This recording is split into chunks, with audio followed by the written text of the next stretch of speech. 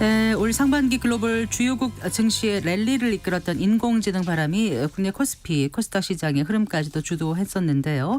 AI 반도체 대장주인 엔비디아가 지난해 7월부터 1년간 한 3배 가까이 오르는 가운데 국내에서는 상반기에 코스피 상승률 1위부터 5위까지 차지한 종목이 AI 반도체 관련주였다고 합니다.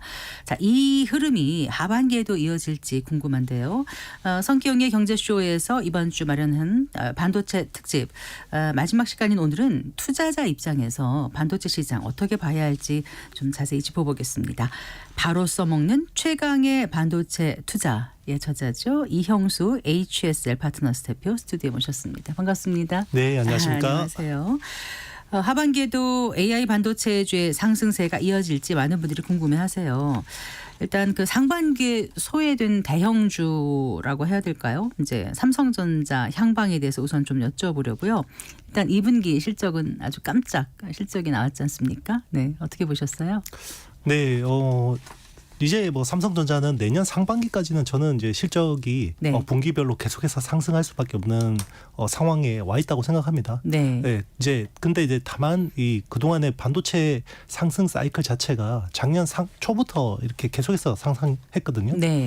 그렇기 때문에 지금은 엔비디아를 중심으로 한 엔비디아와 친구들이라고 하죠. 네, 이제 뭐 그런 국내에서 보면 SK 하이닉스나 뭐 한미 반도체 같은 네. 기업들이 엔비디아의 수혜주로 굉장히 같은 어떤 랠리를 보였는데 네. 이게 벌써 1년 6개월 정도 지속이 됐거든요. 그래서 이제 서버 인프라 쪽 사이클은 이제 어느 정도 목에 찼다. 이런 느낌이 있기는 있습니다. 목에 찼다? 네, 네네. 그게 좀 상당 약간 부분 좀 부담스럽게 들립니다. 네. 좀 많이 왔는데 네. 그런데 이제 중요한 게 이건 AI가 이제 점점 확산이 되잖아요. 기존에는 네. 이제 데이터 센터 쪽에 투자를 하는데 이제는 이게 AI라는 게 우리 디바이스, 네. 그러니까 이제 PC라든지 네. 스마트폰 쪽으로 이제 이게 확장이 되고 있어요. 네. 그게 이제 지난달에 보면 애플 인텔리전스가 공개가 됐고 그리고 퀄컴의 이제 그 AI PC용 칩셋 네. 이런 것들이 이제 점점 나오기 시작하거든요. 네. 그런 것들이 이제 잘 이렇게 연결이 되면 AI 사이클, AI 반도체 사이클이 좀 더 강하고 길게 갈 수가 있는 거고, 네. 그게 이제 중간에 약간 시차가 있으면 서버 인프라에서 디바이스 쪽으로 잘 릴레이가 되면 되는데 그게 네. 안 될 경우에는 한번 울퉁불퉁하게 조정이 있을 수도 있는데 네. 약간 올 하반기는 약간 좀 조심해야 되는 쪽이 아닐까. 네. 네. 그런데 이제 그럼에도 불구하고 삼성전자 같은 경우는 그동안 어떤 이 상승 랠리에서 좀 소외됐었기 때문에 네. 그래도 좀 더 편한 상황이 아닐까 생각이 합니다. 네. 올해 2분기 영업이익이 10조 4천억 원의 깜짝 실적을 발표했잖아요. 삼성전자가 애초에 생각했던 것보다 훨씬 많이 영업이익을 낸 거죠. 네, 맞습니다. 네. 예. 네네. 네. 일단 원래 그 증권가 쪽에서는 거의 8조대 정도로 대부분 예상을 했었는데요. 그게 이제 1조, 2조 뭐 그 이상 많이 나왔는데 네. 결국 실적이 잘 나오게 된 원인은 반도체 부문입니다. 메모리 반도체 쪽에서 굉장히 많은 그 실적 개선이 나왔었고요. DS 부문이라고 하죠. 이제 네. 디바이스 솔루션이라고 하는데 네. 거기서 6조 6천억 정도로 이제 추정을 합니다. 저는 그 정도 나온 걸로 알고 있고 네. 아직 부문별 실적은 공개된 네, 건 맞습니다. 아니죠. 네. 그거는 이제 추정을 하고 있는 건데요. 네.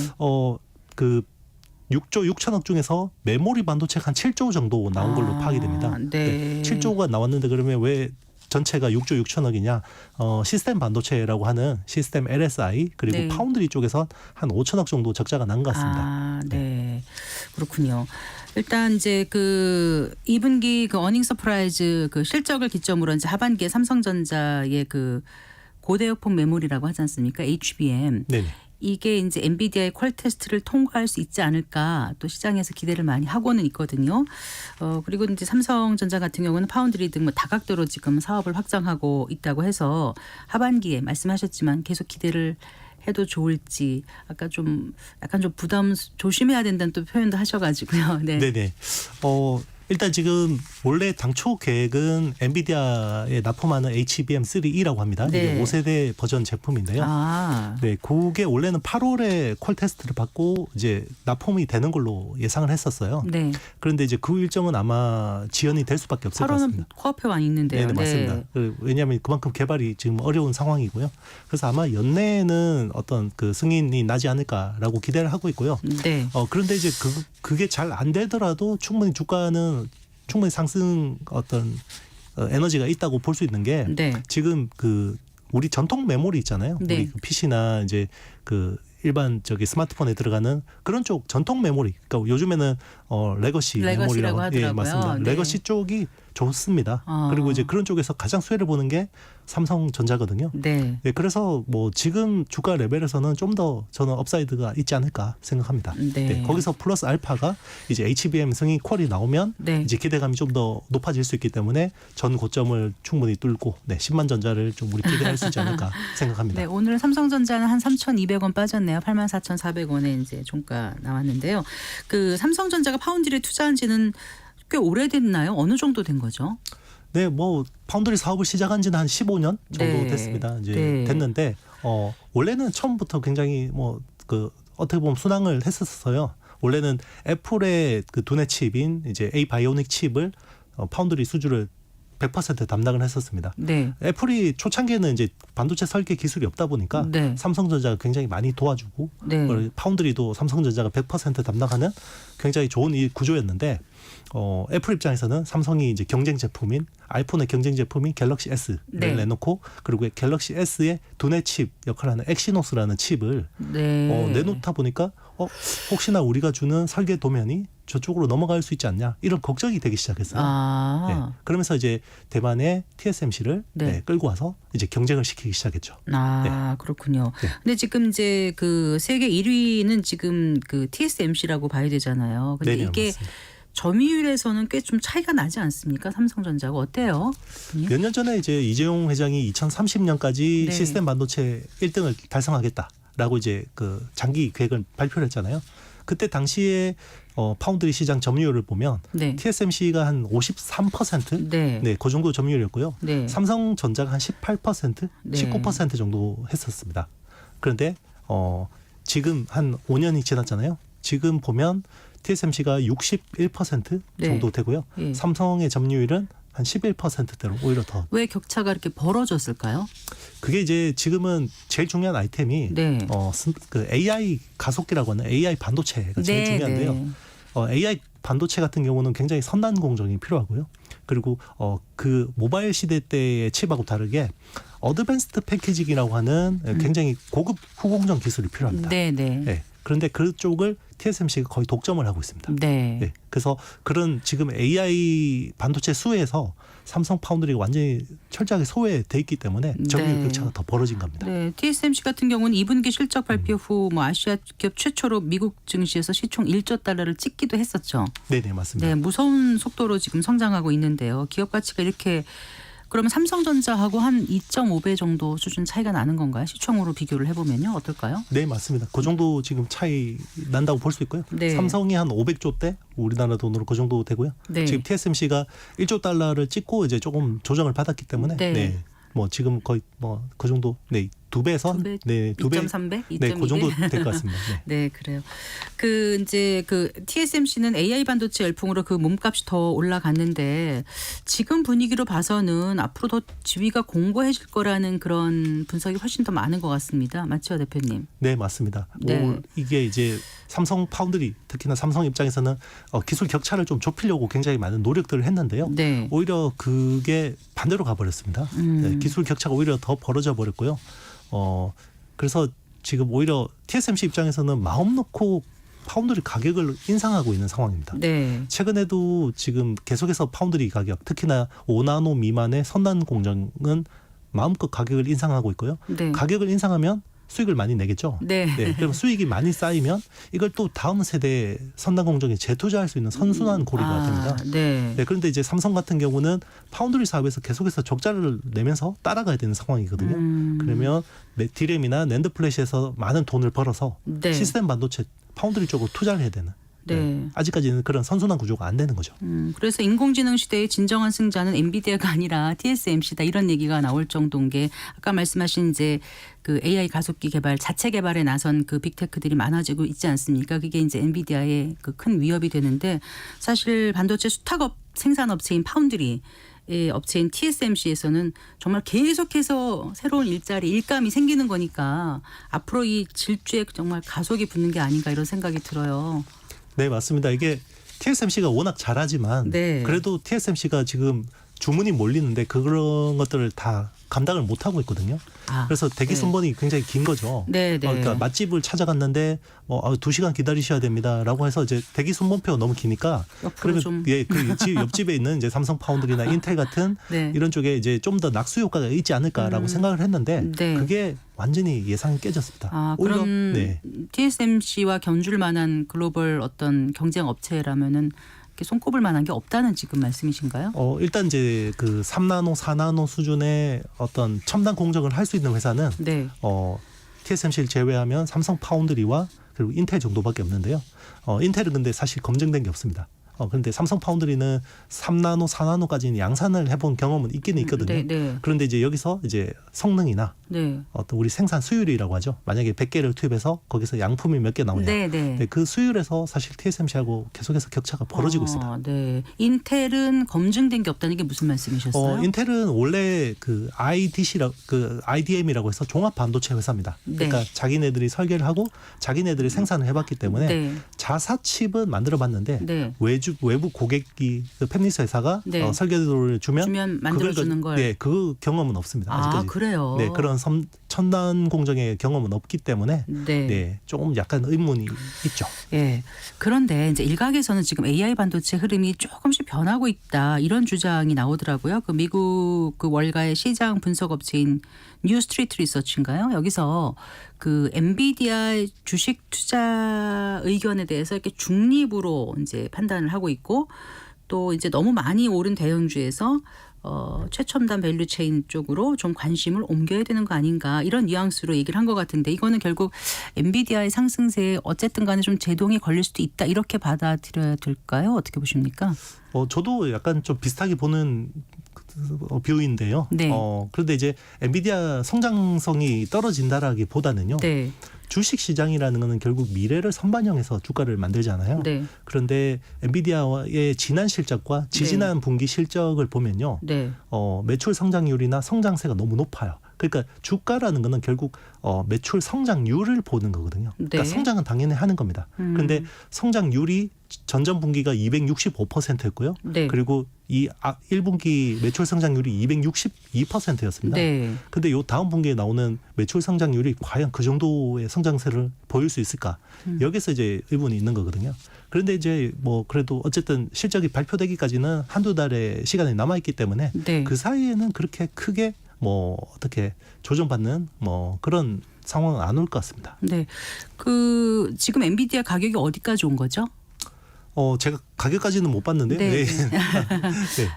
55개 증권사 네네. 전체의 그 의견을 보면 목표 주가를 130달러 선으로 좀 보고 있는 것 같더라고요. 네네. 네. 근데 이제 저도 좀 찾아봤어요. 엔비디아가 이제 PER 주가 수익 비율 같은 경우에 78.92배. PBR 주가 순자산 비율은 67.51배. 이런 건 어떻게 해석을 해야 됩니까? 보통 퍼다 이렇게 하면 네네. 어느 정도면 이제 네. 어느 정도 그 가치가 반영된 거다 이렇게 판단할 수 있는 건데 좀 너무 높은 거 아닌가요? 어때요? 이 AI 혁명이라는 게 네. 결국 2022년 11월에 예. 오픈 AI가 챗 GPT라는 서비스를 공개하면서 시작이 됐거든요. 그렇죠. 그 이전에 엔비디아의 평균 통상적인 PER 주가 퍼가? 수익 비율이 통상적으로 한 80배에서 90배 수준이었습니다. 네. 근데 지금 이제 말씀하신 그 아나운서님 말씀하시는 그 PR은 네. 과거 실적을 가지고 아마 밸류에이션을 한 것 같고요. 네. 보통 포워드 실적이라고 해서 향후 올해 나오는 실적을 기준으로 놓고 보면 네. 아마 한 40배대 중후반 정도가 아닐까 싶은데요. 네. 오히려 그러면 AI 혁명이 시작되고 나서 네. PR은 떨어진 거죠. 그렇죠. 네. 그렇기 네. 때문에 밸류에이션이 비싸다라고 할 수는 없습니다. 아, 그렇겠네요. 네. 네. 어쨌거나 지금 AI 그 가속기 시장을 독점하고 있지 않습니까? 엔비디아가. 그런데 지금 AI 반도체 보면 굉장히 비싸죠. 네, 그리고 맞습니다. 또 부족해요. 여기저기서 달라 그러는데 네네. 만들어내기 좀 어려운 상황이고 그렇다면 엔비디아의 독점에 대응하기 위해서 좀 뭔가 연합체도 만들어지고 있는 것 같고 또 대신할 기술을 계속 개발하려고 노력하는 것 같아요. 네, 어떤 기술과 또 이런 기술을 만들려는 기업들이 있는지 좀 말씀을 해주신다면요. 네, 일단 엔비디아가 사실상 AI 반도체의 90% 이상을 점유하고 있다고 보시면 됩니다. 지금은. 그러니까요. 네. 네. 그런데 이제 여기를 대체하려고 칩을 내놓은 회사는 이제 AMD. AMD, 네. AMD의 MI300X라는 칩이 지금 네. 엔비디아의 H100이라는 칩의 대항마로 하고 있는데 네. 그런데 어떤 점유율 차이가 아직까지는 별로 좁혀지지 않고 있습니다. 네. 오히려 엔비디아 칩이 훨씬 더 잘 팔리는 상황이고요. 그런데 그리고- 유럽 AI 네. 그 스타트업인가요? 사일로 AI도 인수했던 걸로 알고 있는데. 네네, AMD가. 맞습니다. 네. 그런데 뭐 사실은 엔비디아 칩을 사는 이유는 네. AI 개발자들이 사는 이유는 엔비디아 칩 자체도 좋지만 네. 엔비디아 칩을 사면 쿠다라는 소프트웨어 생태계를 맞아요. 공짜로 쓸 수 있습니다. 네. 그런데 AI 개발자가 만약에 AI를 개발한다 그러면 처음부터 끝까지 전부 프로그래밍을 하지 않거든요. 그래서 기존의 네. 선배들이 만들어 놓은 족보 같은 것들 있잖아요. 네네. 네, 그런 것들을 좀 써야 되는데 네. 엔비디아 칩을 사면 그런 족보들이 따라오는 거예요. 같이 그냥 쌓여 있습니다. 네. 네, 그런 것들을 갖다 쓰면 되거든요. 소스 코드들을. 네. 그런데 AMD의 칩을 쓰면 그게 없는 거죠. 네, 맞습니다. 그런 것들을 이제 쿠다에 있는 소스 코드들을 전환을 해서 써야 됩니다. 그러니까 네. 일종의 번역이죠. 네. 알겠습니다. 컴파일이라고 하는데 그런 것들이 까다롭습니다. 네. 근데 이제 그 어떻습니까? 그 이제 HBM의 가장 큰 그 단점이 이제 엄청난 전력 소요가 된다는 거 아니겠습니까? 그래서 이런 거에 어떤 한계를 좀 극복한다던가 다른 최첨단 기술이 좀 계속 개발이 돼야 될 것 같은데 어떤 기술이 있을까요? 좀 주목해 볼 만한가요? 네, 일단 AI라는 게 사실 생각지도 않게 전기 수요의 폭증을 일으켰죠. 최근에 이제 AI 때문에 전기 수요가 폭증한다라는 것은 미국을 중심으로 굉장히 큰 문제가 되고 있고요. 사실 미국이란 나라는 지난 15년 동안 전기 수요가 늘은 적이 없는 나라예요. 아, 그런가요? 네. 그러니까 미국이 전기 수요가 폭증했던 거는 1990년대, 2000년대 초반에 네. 그때 닷컴 버블, IT 막 투자가 일어나면서 그때는 인터넷망이 깔렸잖아요. 그러면서 네. 전기 수요가 막 늘었고 지금 대부분의 그때 전기 어떤 인프라들을 많이 투자를 했어요. 네. 그 이후로는 15년 동안 전기가 수요가 늘지 않으니까 네. 투자를 거의 안 했거든요. 근데 전 세계의 AI 데이터 센터의 3분의 1이 미국에 있습니다. 네. 그리고 굉장히 좋은 데이터 센터는 미국에 있거든요. 네. 근데 거기서 전기 수요가 폭증을 하니까 미국이 지금 깜짝 놀라서 이런 쪽에 이제 그 에너지 효율을 할 수 있는 그리고 이제 변압기나 이런 쪽 그 인프라들을 이제 투자를 하고 있는 상황인데요. 네.